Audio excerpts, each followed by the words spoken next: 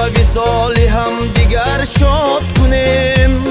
ای دوست بیا که محفل آباد کنیم، خود را به وصال هم دیگر شاد کنیم. با شعر و سرود و نغمه چنگ و رباب دل را ز غم زمان آزاد کنیم.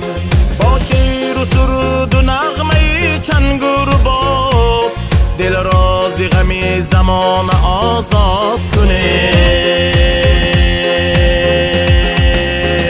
Вот, дорогие зрители, вот гости, которые самые пунктуальные, мне кажется. Вас лимузин не подвел, вы пришли прям вовремя. Молодцы, спасибо вам большое, что посетили наше мероприятие. И, пожалуйста, поделитесь, чего вы ждете именно от премии «Салом 2017». یک برای همین استودیو نامی تاجیکستان سلام. قرصک‌های بلند شما. В первую очередь для телевидения «Салома» это радость.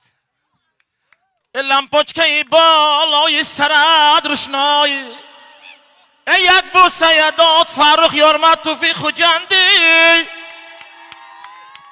در دست شما پیاله چای کبود، مانندی راوی امشب ظریف جان ولایت به نبود. های برای همین شما زفرجان زفرجان زفرجان زفرجان جبید زفرجان هم یک بیک میبرن خیلی ها. قرصک برای زفرجان، برای دوست ما، برای خانه کسی ما. من ظریف جان گفتم، خود زفرجان میگم. در دست شما پیاله چای کبود،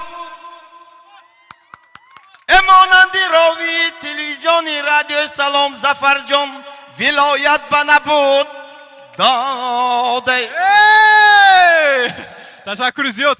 На следующей премии 2018, я думаю, что уже будет не Зафарджон, а Умеджон. То есть я. Ташакур. И следующие гости, дорогие зрители.